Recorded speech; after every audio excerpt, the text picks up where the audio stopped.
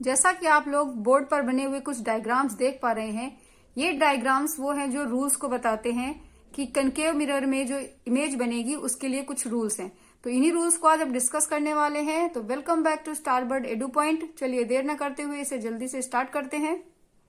जानने से पहले बहुत जरूरी है कि आप जान लें कि सी क्या है, एफ क्या है और पी क्या है।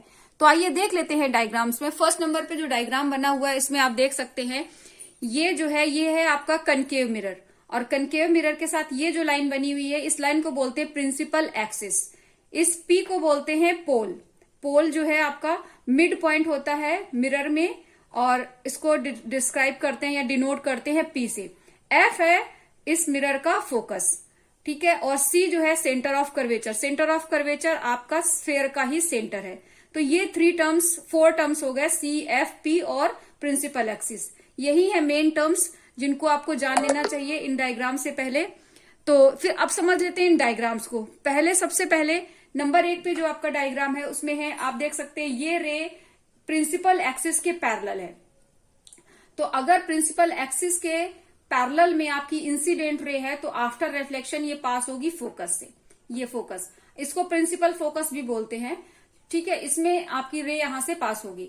सेकेंड नंबर का सेकेंड रूल फर्स्ट रूल के अपोजिट है। अगर आपकी इंसिडेंट रे फोकस से होकर आ रही है तो ये आफ्टर रिफ्लेक्शन प्रिंसिपल एक्सिस के पैरेलल हो जाएगी।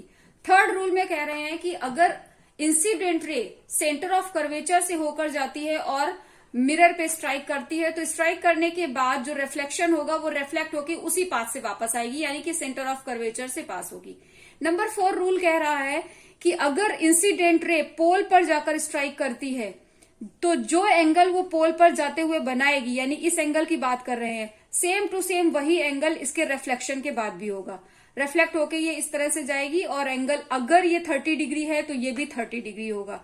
ये अगर आपका 40, 50, 60 जो भी है, जिस एंगल पे ये स्ट्राइक करेगी उसी एंगल पर ये रिफ्लेक्शन के बाद भी पास होगी। तो यही 4 रूल्स हैं जिसमें आपको कनकेव मिरर के बारे में जो 4 रूल्स है ये आपको रे डायग्राम्स में बहुत हेल्प करेंगे। तो कनकेव मिरर्स के लिए जब हम रे डायग्राम्स को डिस्कस करते हैं तो उसमें पहला केस होता है कि object is placed at infinity. तो अगर आपका ऑब्जेक्ट इन्फिनिटी पर है तो वहां से जो लाइट रेज आती हैं, देखिए रे डायग्राम्स के लिए हम कम से कम 2 लाइट रेज को लेकर चलते हैं क्योंकि इंटरसेक्शन पॉइंट पे ही आपका इमेज बनती है। तो यहाँ पे 2 लाइट रेज है जो आ रही हैं। आपका ऑब्जेक्ट इन्फिनिटी पे प्लेस्ड है तो वहां से जो लाइट रेज आ रही हैं, एक ये जो लाइट रे मैंने रेड से दिखाई है और एक ब्लू से। तो देखिए ये लाइट रेज पैरेलल है। अभी किसके पैरेलल है? प्रिंसिपल एक्सिस के। तो आफ्टर रिफ्लेक्शन ये दोनों की दोनों पास होंगी फोकस से, यानी कि इंटरसेक्शन पॉइंट इनका है फोकस। तो ऑब्जेक्ट की जो इमेज बनेगी वो कहां पे होगी? फोकस पे होगी। रियल लाइट रेज के इंटरसेक्शन से इमेज बन रही है, इसलिए इमेज आपकी होगी रियल। रियल के साथ साथ इमेज होगी इन्वर्टेड और हाईली डिमिनिश्ड है, क्योंकि एक पॉइंट पर ही ये इमेज बन रही है तो काफी छोटी इमेज है जो आपको पॉइंट की फॉर्म में दिखाई दे रही है। तो अब इसमें यहां पर इमेज का नेचर है real, inverted and highly diminished और बनेगी आपकी फोकस पे। तो इससे हमें पता चलता है कि अगर ऑब्जेक्ट इन्फिनिटी पे प्लेस्ड है तो उसकी इमेज बनेगी फोकस पे, इमेज रियल होगी, इन्वर्टेड होगी और हाईली डिमिनिश्ड होगी। अब दूसरे केस के बारे में बात कर लेते हैं। सेकेंड केस है when object is placed between I and C. I का मतलब है यहां पर इन्फिनिटी और सी है सेंटर ऑफ कर्वेचर। तो अगर आपका ऑब्जेक्ट सी और आई के बीच में प्रेजेंट है, यहां पर ये प्रेजेंट है, ए बी आपका ये ऑब्जेक्ट है, तो इसमें से एक लाइट रे ये ब्लू है और एक ये रेड कलर की जो निकल रही है। तो यहां पर लाइट रे जो पैरेलल है वो आपकी स्ट्राइक होने के बाद में निकलेगी कहां से? फोकस से, जो ब्लू है, ठीक है। और जो येलो रे है ये आपकी यहां फोकस से होकर जा रही तो बाद में पैरेलल हो जाएगी। रूल्स में हमने यही पढ़ा था और डिस्कस किया था। तो इमेज जो होगी वो बनेगी कैसी? रियल होगी, इन्वर्टेड होगी, स्मॉलर देन ऑब्जेक्ट होगी। ये ऑब्जेक्ट का रियल साइज है और ये इमेज का साइज है, ठीक है। इमेज को हमने यहाँ पर A डैश B डैश से डिनोट किया है और इमेज बनेगी कहाँ? C और F के बीच में। ओके, तो ये सेकेंड केस है इसका। हाँ, यहाँ पर एक चीज मैं और आपको बताना चाहती हूँ कि ये मैंने जो लिखा है बिटवीन आई एंड सी, तो बुक्स में आपको बियॉन्ड सी लिखा हुआ मिलेगा, इसलिए आप परेशान मत होना, ये दोनों सेम ही है। बियॉन्ड सी कहीं भी आप अगर ऑब्जेक्ट को रखते हैं तो वो बिटवीन आई और यानी इन्फिनिटी और सेंटर ऑफ कर्वेचर ही होगा। तो थर्ड केस में ऑब्जेक्ट अब और थोड़ा नजदीक आ गया है, पहले बियॉन्ड सी था, अब सी पर आ गया है। तो जब ऑब्जेक्ट सेंटर ऑफ कर्वेचर पे होता है तो उसकी इमेज जो है सेंटर ऑफ कर्वेचर पे ही बनती है, और उसका नेचर होता है real, inverted and same size as the object. जो इमेज का साइज है वो बिल्कुल ऑब्जेक्ट के साइज के बराबर होगा और बनेगा सेंटर ऑफ कर्वेचर पे ही। तो ये थर्ड नंबर है।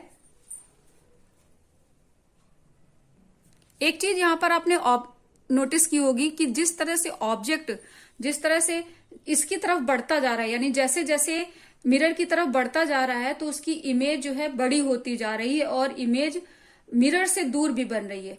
अब सेंटर ऑफ कर्वेचर पे जब है तो सेंटर ऑफ कर्वेचर पे ही इसकी इमेज बन रही है और बिल्कुल सेम साइज ऑब्जेक्ट का है। लेकिन जैसे जैसे ये नजदीक इधर जाएगा उसी तरह से ऑब्जेक्ट का साइज भी बढ़ता जाएगा और ऑब्जेक्ट इमेज जो होगी वो मिरर से दूर होती जाएगी। अब थर्ड केस के बारे में डिस्कस कर लेते हैं। थर्ड केस में ऑब्जेक्ट जब प्लेस्ड है एट सी पर यानी सेंटर ऑफ कर्वेचर पे जब आपका ऑब्जेक्ट रखा हुआ है तो जो इसकी इमेज बनेगी वो सेंटर ऑफ कर्वेचर पे ही बनेगी। यहां पर आपका ऑब्जेक्ट ए और बी से डिनोट किया गया है और इमेज को डिनोट किया गया है A dash and B dash से। तो ऑब्जेक्ट अगर सी पर प्लेस्ड है, सेंटर ऑफ कर्वेचर पे प्लेस्ड है, तो उसका इमेज जो बनेगा वो होगा आपका सेंटर ऑफ कर्वेचर पे। इमेज का नेचर होगा रियल, इन्वर्टेड और same size as the object and it is formed at C. तो ये आपका थर्ड नंबर है। आई होप आपको समझ में आएगा। तो रे डायग्राम्स को अच्छे समझते चलिए। यहां पर एक चीज आपने जरूर नोटिस की होगी कि जब ये आपका ऑब्जेक्ट जैसे जैसे मिरर की तरफ बढ़ता जा रहा है, इमेज जो है थोड़ी सी दूर होती जा रही है। इमेज मिरर से दूर होती जा रही है, ऑब्जेक्ट मिरर के नजदीक जाता जा रहा है। लेकिन यहाँ पर एक चीज और भी ध्यान देने वाली है कि जो इमेज का साइज है वो धीरे धीरे बड़ा भी हो रहा है। पहले इससे पहले था स्मॉलर देन ऑब्जेक्ट, अभी क्या है same size as the object. तो आगे वाली देख लेते हैं नंबर 4 के केस में क्या होता है। फोर्थ केस में देख लेते हैं, जब आपका ऑब्जेक्ट सी और एफ के बीच में प्लेस्ड है तो इसका इमेज कहां बनेगी।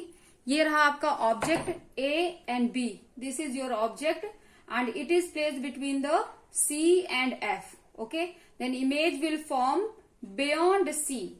ठीक है, सी से पीछे, यानी कि ये भी कह सकते हैं कि सी और आई के बीच में कहीं पर आपकी इमेज इस वाले ऑब्जेक्ट की बनेगी। ठीक है, और इमेज होगी कैसी, तो डायग्राम से भी आपको समझ में आ रहा है। एक तो ये बड़ी है, ठीक है, ऑब्जेक्ट से बड़ी है, यानी कि लार्जर देन ऑब्जेक्ट है। रियल है, इन्वर्टेड है। रियल देखिए, आप देख ही रही है आपको कि रियल लाइट रेज के मीट होने से ये बन रही है, यानी कि ये रियल इमेज है। ओके, तो रियल है, इन्वर्टेड है, लार्जर देन ऑब्जेक्ट है और बन कहां रही है, बियॉन्ड सी। तो ये है आपका फोर्थ केस।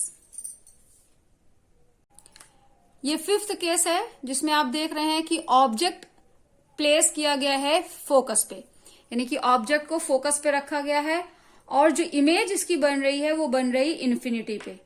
ठीक है, और हाईली एनलार्ज, इतनी बड़ी है कि आपको नहीं दिखाई देगी, इसलिए मतलब काफी दूर होगी तो कई बार नहीं भी दिखाई देगी, क्लियर भी नहीं होगी।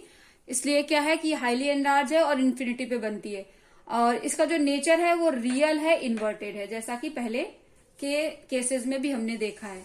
तो ठीक है, फोकस पे है तो कहां पे इमेज बनेगी, इन्फिनिटी पे। ये 6 नंबर का केस है। इसमें ऑब्जेक्ट प्लेस है बिटवीन एफ एंड पी। अभी इससे पहले वाले में एफ पर था, तो अब आपको थोड़ा सा और आगे शिफ्ट करना है और एफ और पी के बीच में से प्लेस करना है। तो जो ऑब्जेक्ट एफ एंड पी के बीच में होगा तो इसकी इमेज बनेगी वर्चुअल, क्योंकि जो लाइट रेज इससे रिफ्लेक्ट होंगी वो इतनी दूर दूर जाएंगी कि ये इन्फिनिटी पे भी मिलेंगी नहीं, तो रियल लाइट नहीं मीट करेंगी, इसलिए इमेज कैसी बनेगी, वर्चुअल। क्योंकि हम ये वर्चुअल लाइंस के थ्रू ये ऑब्टेन कर रहे हैं इमेज। एक्चुअली हम इसे पीछे की साइड एक्सटेंड करके इमेजिनरी लाइंस के थ्रू इस तरह से इसे ऑब्टेन कर रहे हैं तो इमेज हमें बिहाइंड द मिरर इमेज होगी, वर्चुअल होगी, इरेक्ट भी होगी। इस बार क्या, अभी तक सारी इन्वर्टेड थी, अपसाइड डाउन था, इसमें क्या है, इरेक्ट होगा इमेज जो होगी, और एनलार्ज भी होगी। आप देख सकते हैं ये एरो कितना बड़ा बना है, इनको जब पीछे जाके एक्सटेंड करेंगे तो ये काफी दूर जाके बनेगी, तो इमेज हमारी बनेगी एनलार्ज। तो ये है इमेज का नेचर, ठीक है। तो कनकेव मिरर के बारे में यही हमारी 6 केसेस हैं, जिनमें ये सिचुएशन पे किस किस सिचुएशन पे ऑब्जेक्ट को प्लेस करें तो किस सिचुएशन पे या किस प्लेस पे इसका इमेज बनता है, वो हमने सब यहाँ पर डिस्कस कर लिया। अब बारी आती है कन्वेक्स मिरर।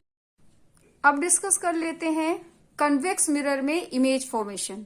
तो फर्स्ट कंडीशन है when object is placed at infinity.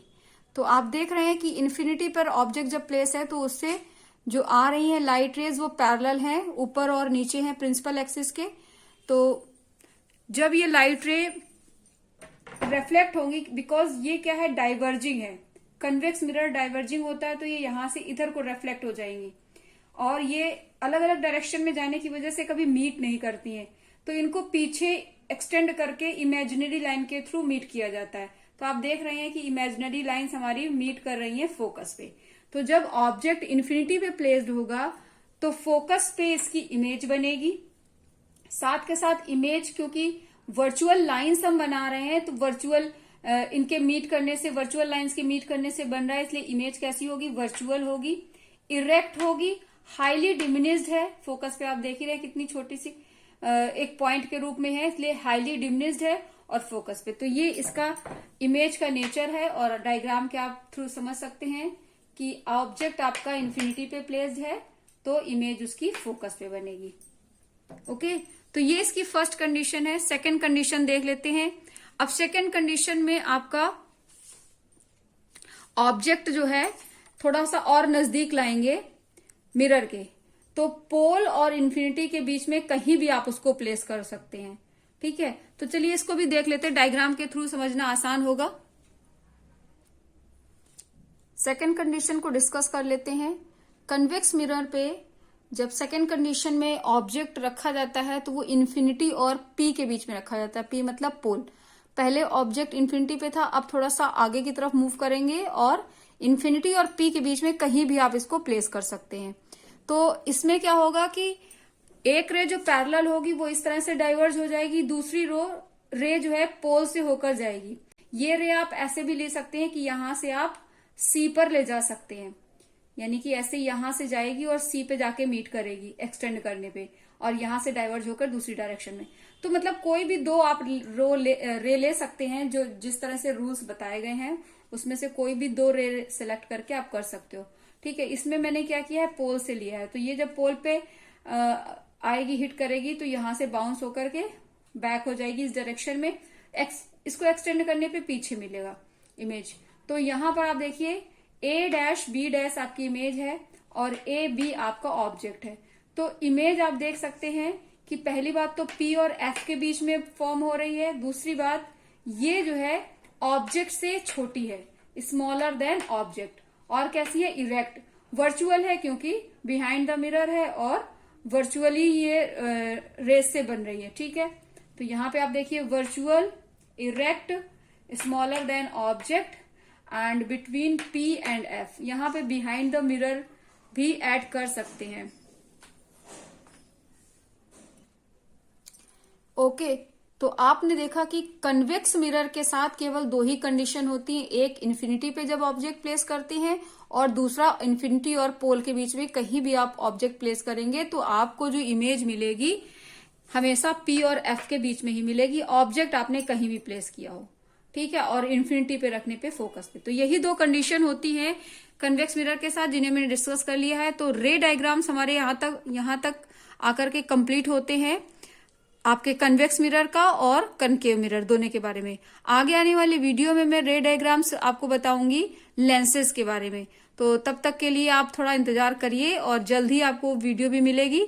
तब तक के लिए बने रहिए हमारे साथ, चैनल को जरूर सब्सक्राइब करिए और बेल आइकन जरूर प्रेस कर दिए, जिससे आपको नोटिफिकेशन सबसे पहले मिल जाएगा। तो चलिए मिलते हैं बहुत जल्द एक नए वीडियो के साथ, तब तक के लिए बाय बाय।